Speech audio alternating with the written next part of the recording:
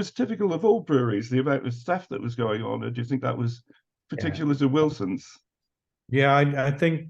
I mean, Wilson's might have been one of the worst. I mean, I didn't know many other breweries. When I came to Fuller's, which was 3 years later, having done a degree, Fuller's were allowing some drinking on site. You got 2 free pints a day. People used to beg, borrow, or steal the discs that were given out, which went through a beer machine. So people would drink more. So some people would drink 8, whatever. But there was less of those types of people than there was at Wilson's. Huh. So But people weren't drinking 12 pints like they might do at Wilson's then. they might do on occasions, but as not as regular as happened at Wilson's. You know, if Wilson's was a soaking wet site, Fuller's was a wet site. Okay. Yeah, and so it was different. There wasn't as many of those. I mean, you would consider them heavy drinkers nowadays. Yeah. They're super heavy drinkers at Wilson's. So do you But think it was 3 years later, and there was more of this health and safety coming in those days. okay, so it wasn't just a difference in culture between a brewery and a big group and a family-owned brewery. No, I don't think it was. I think you would have had some family brewers. I mean, Young's, I think, did drink more than we did. Okay. I think so. It was a little bit in the culture, but it was in the culture. It wasn't big or small. It was just in the culture of the company. Yeah. Yeah, I mean, it's interesting, you know, when you're on about the squares that they were still using for fermenting the mild and the bitter, it's had they been updated, or were they really old pieces of equipment? The fact that they got the cooling in the outside Yeah. suggests to me that they weren't that old. Yeah, there were some of them that were copper and some that were stainless steel. So you could see that they'd put new ones in. All of the open squares at Wilson's were newer than the open squares at Fuller's. Okay. Fuller's had much older squares than Wilson's did. Okay. So that the enzymes that they used for the Watneys beers, Yeah, they weren't needed, I guess, in the Wilson's beers because they were more like 100% malt. okay, so that they'd be 100% malt, but I guess with You might have had some flake in there. I don't know. I don't know what the recipes, but there were, you know, it was the Watney ones that they experimented with barley brewing.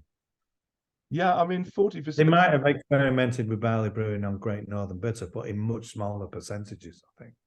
Yeah. I wasn't privileged to the recipes in the lab. I was just there just to measure haze, head retention, bitterness, etc. Okay. So We I mean, weren't if it was we didn't 40, necessarily know. so if it was 40% raw barley, that'd been what, another 40% actual malt. Yeah, 60% actual malt, 40% barley. Okay, and then enzymes to make sure it's converted. Make sure that the starch converted in the barley. So, so you were saying that you preferred to drink Boddingtons to Wilson's beers. Yeah, generally yes, but Wilson's was okay. It wasn't bad beer, but Boddington's and Wilson was better than Wilson's for us as drinkers, and Robinsons was as well. We used to drink quite a bit of Robinsons in Denton, where they had Robbie's pubs, and Stockport, where they had Robbie's pubs. And we tended to drink the more local breweries, so we would go to Hyde's. Holts was difficult because you had to go. The only Holts pubs were really in Manchester, so you had to get a bus to go there. But yeah, but what I liked about the 70s was the ability to travel around and try different beers, and it all seemed quite exciting because each brewery had its own dedicated bunch of followers, and it would swear blind that was the best beer in the world, and you would drink it and think that's awful, you know, not to my oh, how do people drink it? And yet you've got these old boys drinking it by the gallon. Yeah. Well, it's like the great quote that from what's his name? The guy who wrote 70 Rolling Years, the guy who worked at Whitbreads. And his Yeah. story is that when he first started brewing, someone said to him, "Oh, if you find a rat in the fermenter, leave it there. Because if you take it out, all the locals are going to complain about the beer." Yeah. Well, but yes, I think the beers were more. I mean, the family brewers had definitely had the older equipment, and it was what a lot of the fun. That's why they got taken over, was their equipment was worn out and knackered, and their beer quality suffered because of it. And you had to invest, and the smaller companies just didn't have the money to invest. Fullers were very lucky that in the 70s they decided, well, are we just going to be a pub owning company, or are we going to stick with the brewery? And they voted to stick with the brewery and said, well, if we're going to do that, we have to invest. So they started invested in the brewery, and that investment came at a good time when CAMRA were coming to the fore. So they promoted Fuller's beers, really. CAMRA, to a large degree, saved Fuller's from being just a pub owning company. That's interesting. Well, which of course now is exactly what they've become. Yes, delayed it by 30, 40 years or whatever. Yeah, yeah. But, I sort of worry about the future of the brewery. well, I think everything moves forward. The thing that we old duffers should know is it will always change. Nothing stays the same. And nobody predicted the rise of craft beer. Nobody predicted the rise of IPA as a beer. And generally speaking, that's completely changed the world of beer. And if you look at it as a world, look at American beer now and what it was like in the 70s. Much different beast. And again, that's what's happened in Britain. It's a different world now. I mean, I think brewing beer in Britain is one of the hardest because there's very little profit margin. And that's why craft beer is so successful, because they do get more profit margin in than a cask beer, for instance, from the family brewers. Yeah. So talking about beers, and sort of beers more specifically, do you think that the flavour of something like Robinsons Bitter has changed over the years? I think the flavour of all beers has changed, and that's it's a slow change, and it has what I think as consumer changes flavors, the flavors change, and raw materials are never the same. So and when you bring new equipment in, you're given greater control. When we brought conicals into Fuller's, tell you the story was the conicals were brought in for keg beers, and the squares were left for these old-fashioned cask beers, which were going to die out. And the trouble with was the squares kept breaking down, the cooling systems kept breaking down. So occasionally they would brew a cask beer in the conicals, and then occasionally they would get a message back from the trade saying, "What have you done to the beer?" And they'd say, "Why? What's the problem with the beer?" Says, "Oh, there's no problem. It's so much better than it used to be." And when they checked it, it was a conical that brewed it. And they worked out that all the worst of the cask beers were coming out squares, and the better of the conicals was coming. The better beers were coming out conicals. So they changed completely over in about 1980, 81 when I joined. That all the cask beers would then start. All the certain London Pride in cask and ESB in cask was all brewed in conicals. Very little was ever brewed in a square again. And the beers for kegging were then transferred into the squares. So, but what I said to the brewer who'd been there 30 years brewing, I said, "Philip, what makes the best beer, the conicals or the squares?" And he said, without a word of a lie, John, the squares make better beer than the conicals. They also make worse beer than the conicals. And on average, the conicals are better.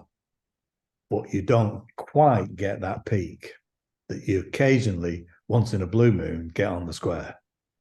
And he, he'd no reason to lie or anything like that. So I believed him. But the conicals were the making of Fuller's, because they made their beer so much more consistent.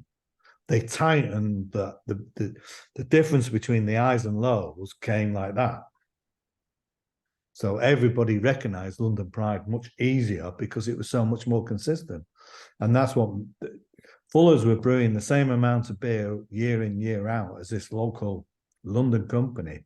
And then they went from brewing 60,000 barrels of beer a year to when I left, they were brewing 220. And that's because of consistency as much as anything else, which the modern methods of brewing gave consistency, but maybe they took just a couple of those peaks away. Yeah, because I mean, my impression generally of bitters is that they're mostly less distinctive than they used to be. I think that might be because of new equipment. Everybody's getting the same standard equipment. Yeah, I don't know. Also, I think people are just because of the internet, because of travel, and everybody's getting a national taste rather than a local taste. So Yeah, there's less localization. Because if you think about the amount of lager that is sold, it doesn't matter where that lager is brewed, whatever. You can have the same lager in Scotland as you can have in Cornwall, and that's what seems to count for a lot of people. They don't want to taste the local Scottish beer.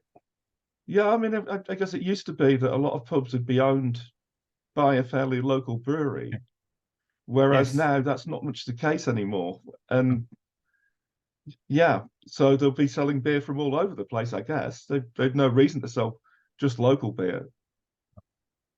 And I think that's what, and people's tastes become more homogenized because of that.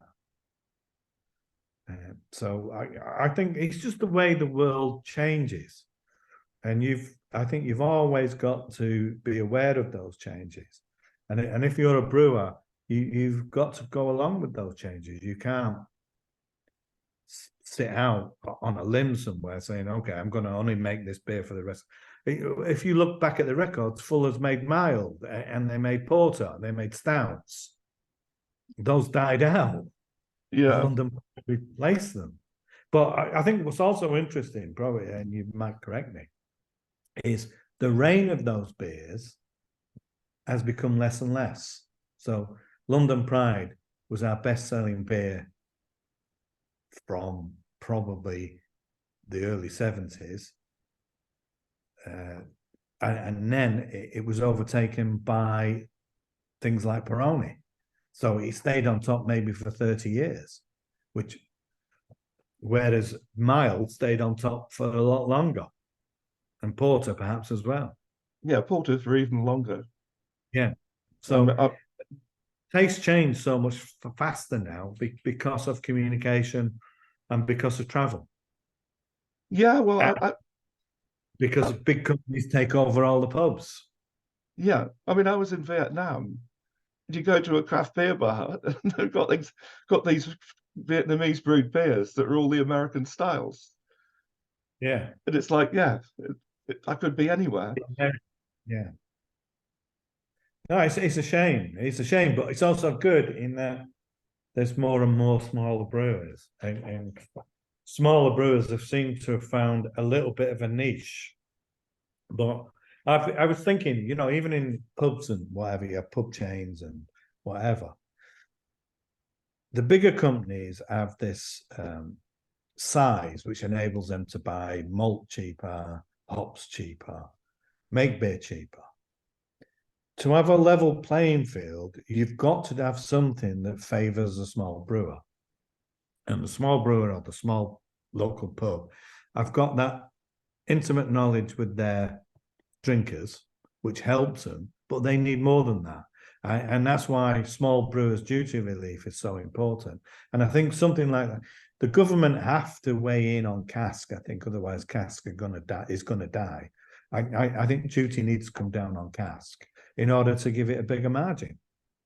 And I think the trouble is money counts so much, and you've got so many accountants looking at the bottom line, is they don't care what they sell, and they can't value character or quality. So it never appears on the bottom line. Yeah, I mean, I think that's a problem you see in most countries. That as I mean, you see it's happened with a beer like Budweiser. That over the years they've made it a bit less bitter and a bit less bitter, and it's ended up having no bitterness at all. Yeah, And that is the old joke, isn't it? You know, the marketeer, the brewer, and salespeople get together and said, "Look, we've got to do something about the cost of the beer. We've got to become a little bit cheaper. How do you do that?" So we could put 10% maize in it. That's cheaper. Okay, let's do it. It would taste the two against. You can't tell the difference. Okay, do it. We'll put 10% maize in. Next year, same question. How do we make it cheaper? Well, we could put 20% maize in. Okay, let's taste it against the current version, which is 10% maize. Oh, there's hardly any difference. Repeat it till you're up to 40% maize. And then but they never taste it against something that's 100% malt. They only taste it against the current one. And so, yes, it's massively different. And that difference has occurred in 5-6 years. And that's how the differences happen. yeah, yeah. I mean, it seems to be a general trend though for mass market beers to become blander. Yeah. But I mean, that was always the theory. The sort of technical theory was you want lighter, blander drinks. That's why vodka is popular. That's why lager is popular, because it's lighter and doesn't have as. And what these people worked out is you don't want flavour because flavour can offend as much as it can attract. Yeah. So if you don't have flavour, it's not a problem. We will sell it on marketing. That's been the theory for a long time, but that's been craft brewing has begun to unravel that. Yeah. You can only sell on marketing if you control the market distribution. If you're controlling distribution, you can sell on marketing because you're restricting the choice that consumers have. It's like all you've got is a choice of something with 20% maize in or something with 30% maize in. That's your choice. Oh, it doesn't matter then. And do you think that's drinking 100% malt? So do you think that's the case in the UK at the moment? I think it's not 100% the case, of course, but it's partly the case. It's partly why do bland drinks, these bland lager drinks, why is Carling, the Black Label, the most popular beer in the country? Why is all these beers, Peroni, so popular? I mean, the best description of these beers, the most positive description of these beers is that they're refreshing. And that's it. There's nothing behind that. They're not satisfying. They're not tasty or whatever. They're refreshing, and that's because they're cold and fizzy. And that's the best you can say about some of these drinks. I mean, a properly made lager, as you know, German or Czech or whatever, is a satisfying drink as much as a refreshing drink. Yeah. Yeah, I mean, one of the interesting things that looking into the 70s is I'm coming across all these lagers made by regional brewers. Yes. And you see some of them, just trying to think which brewery it was, but Elkhuts, I think. And they were fermenting it at the normal temperature. I mean, it had no relationship to a lager whatsoever, apart from the color. Pseudo. Yeah, pseudo. But I mean, what was it? Holts made Regal lager, and they called it Regal because it was lager spelt backwards. Yeah.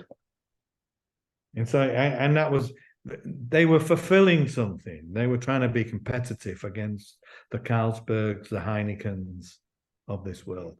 But again, Carlsberg and Heineken were totally different drinks in the UK than they were in Europe. They were a lot Yeah, weaker.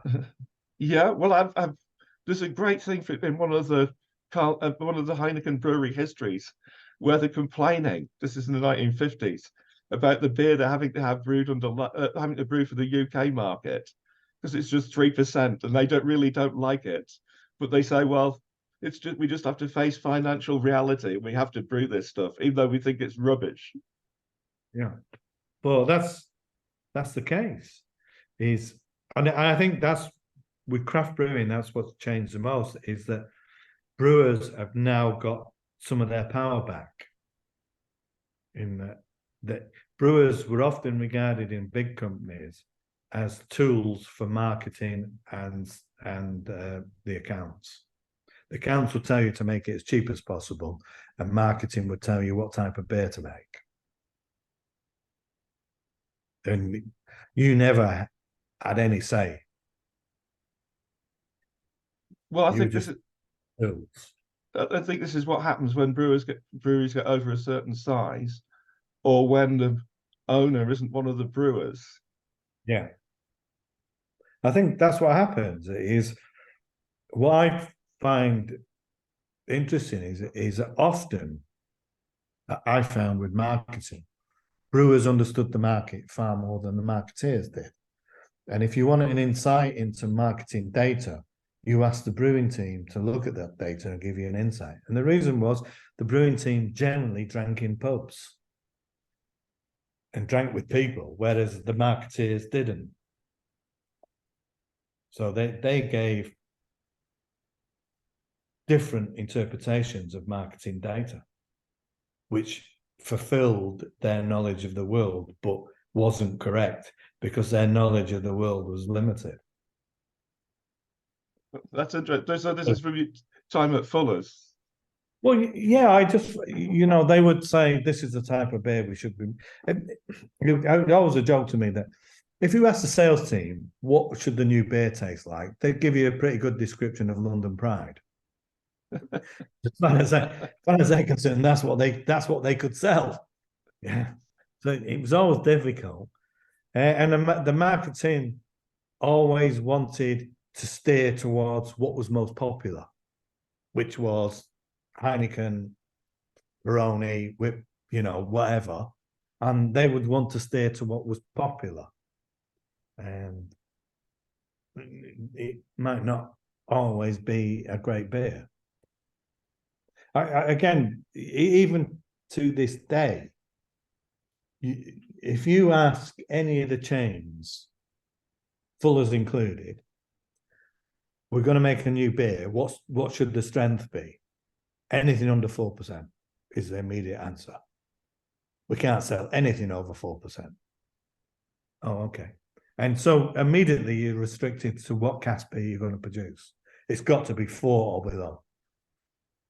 Because it fits all their price points and it fits their margins. Oh, no, we're going to make a 5.5% beer. And we'll never be able to sell that. And craft brewers are quite happy to brew 5.5%. And I think that's what's changed is suddenly you got all these smaller breweries, but what's the future for them? There's not enough profit. And it's a struggle at the moment, certainly. Yeah, well, you got to say that it's like with any business that a certain percentage of them always fail. They do. They do. And breweries are nothing different. And yeah, when times get difficult, you're going to have more of them fail. Yeah. But I do think Britain is overtaxed on beer.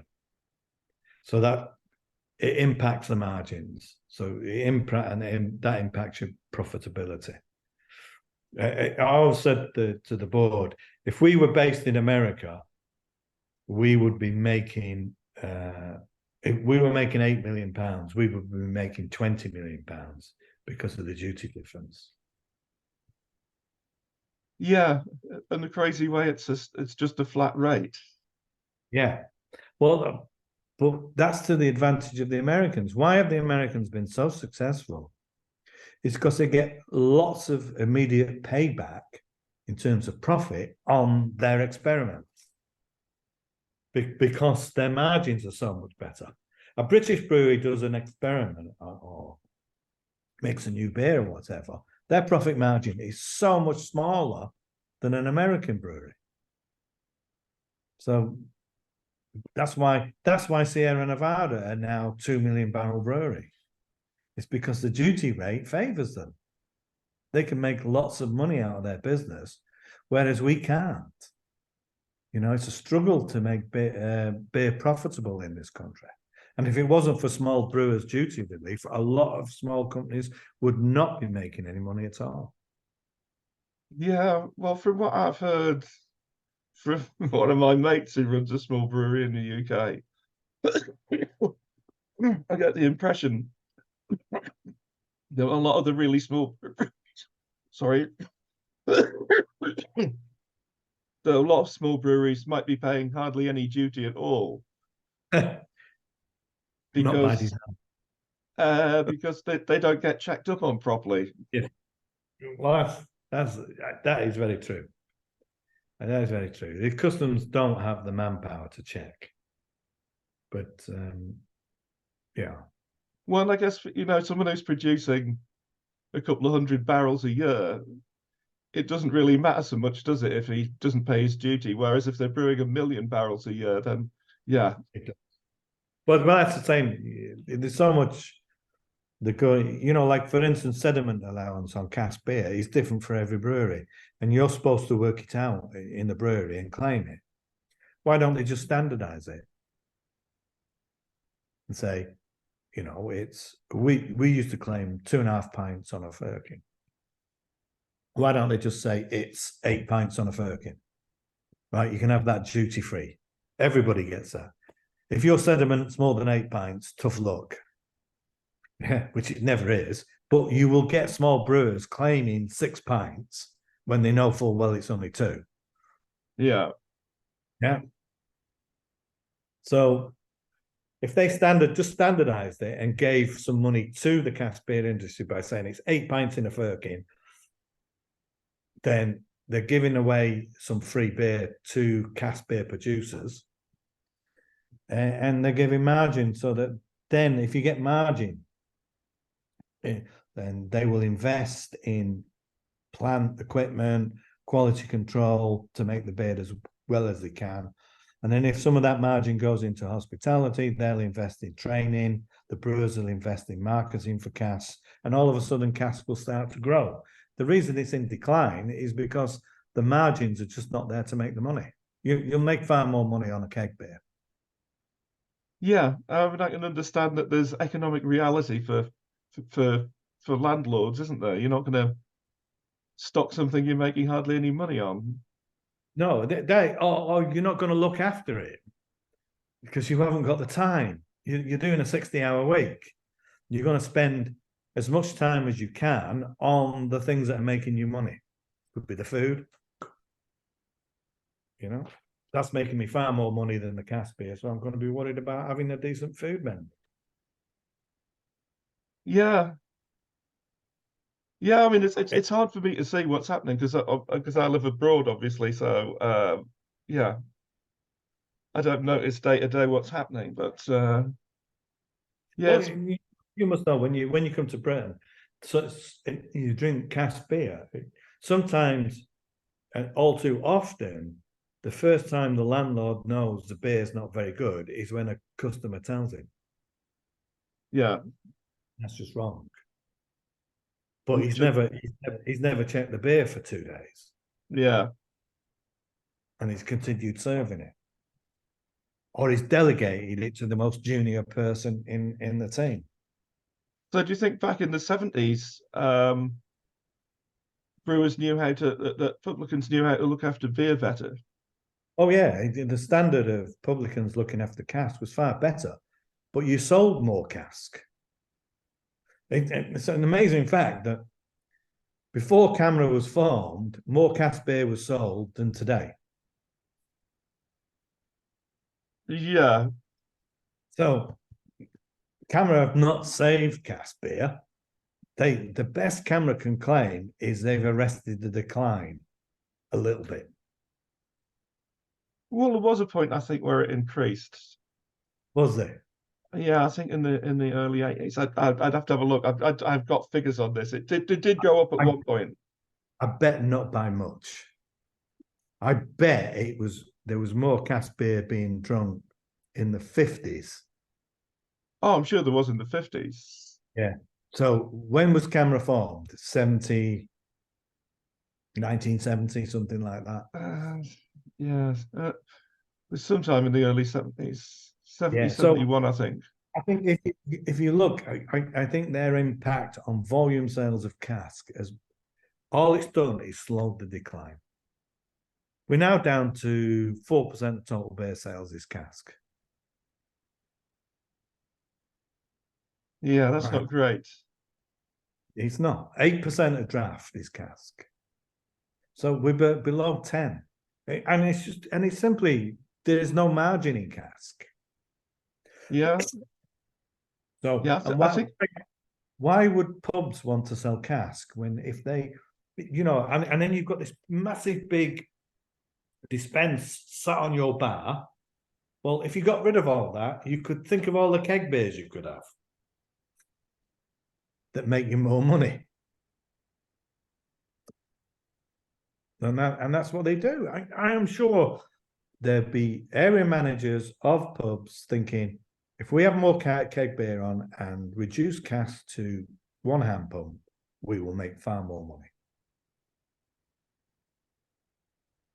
yeah. And that clearly is what's happening. If you go into a pub now, lots of pubs don't have more than one or two cask beers on. And that's not because they think, oh, it's best for quality. It's because they're not making that much money out of it. Yeah. And they're not looking after it either. So frequently you ask for a pint and it comes out vinegar. Yeah, that's always depressing. Yeah, if I go into a pub and they've got one hand pump, that's not a good sign. No, it's because they don't care about the beer, not because they care about the beer. And you can guarantee it won't taste very good. Yeah. So, I mean, when you were drinking in this Manchester in the 70s, I'm guessing that a big percentage of the beer drunk was still mild. No, it wasn't. It was bitter. Yeah, it was all bitter. Mostly bitter. The brewery that did the most mild was Chester's. So you had Chester's Fighting Mild. And it's called Fighting Mild because on a Sunday afternoon, Chester's had the most fights outside their brewery, outside their pubs. Everybody get pissed on Sunday and have a fight, but the mild seemed to provoke fights more than the rest. So they used to call it Chester's Fighting Mild. But that was the only one, and those were Whitbread pubs. Chester's was a Whitbread brewery. Yeah. Well, I remember they brought it back in the 80s for a while. Yes. I mean, it was a famous beer, but mild was definitely dying out. When I joined Wilson's, there was far more Great Northern Bitter than Great Northern Mild. Far more. And Okay. that's what people think. And that's what people will drink. In the Midlands, it was a little bit different. As I said, Midlands was a mild drinking territory. But, I mean, Robinsons used to have a light mild. But again, you would have Best Bitter and Robinsons. Sometimes you saw the ordinary bitter, not very often, and the mild. And the bitter would outsell the mild in most pubs. Yeah. Well, Boddington's was still brewing 2 miles in the 70s. Were they? Yeah, they got. I've been brewing them, but you look at the volumes they were selling. I bet they weren't selling more. When I came to Fuller's, we were making Hock as our mild, and again that had declined. I bet we weren't doing 80 barrels a week of mild. And when it finished, we were doing 10 barrels a week. Oh, right. Well, I remember it being virtually impossible to find. Yeah. And the reason why people were just not drinking it, Yeah. they tried everything to relaunch it, but changed its name, changed its gravity, did everything, but nothing arrested its decline. And that I can see exactly the same thing happening in cask. Nothing Yeah, seems to its decline. yeah, that's sad to think about. It is. I truly believe that the only way of saving cask is government intervention in terms of duty. Yeah, but why do you think cask always sells for a lower price than keg beer? Well, that's impossible to change. You try changing that, and you'll lose sales faster than you gain profit. I think if you look at the history of beer, so if you go back, we were only selling cask beer, right? Then we started getting lagers in. Lagers were always more expensive. Yeah. And they were always more expensive because they were imported. So even when they started being brewed in this country and not being imported, they were more expensive because that's the margin you got. That's the price you could get for lager. So lagers were always more expensive. Quite often, if you look back to the 70s, they were only 3%, whereas the cask beer was 3.5% or 4%. So you were paying more duty on your cask beer, and your profit margins were bigger on your lager. That's why the bigger companies wanted to sell lager. And they could transfer some of this margin into keg bitters and other keg beers because you could say they're keg. So they cost more to make. And that was the argument. They would cost more to make. But lager, the original argument was it was imported drink. So you have to pay more because it's imported. And it never lost that extra, despite it being brewed in this country and despite it being brewed at 3.1. Yeah, it's yeah, I've looked at the value for money of lager, and it's in the 70s, and it's really crap. Yeah. And way worse than other beers. To the consumer, not to the well, yeah, to the consumer. That's yeah. But if you were a businessman running a brewery, you said, look, here's this lager at 3.1%. Look at the amount of money I'm making on that. And here's my cask beer, my best cask beer, 4%. Look how much money I'm making on that. For goodness sake, let's sell more of this keg beer. Yeah. Because I'm making more money on it.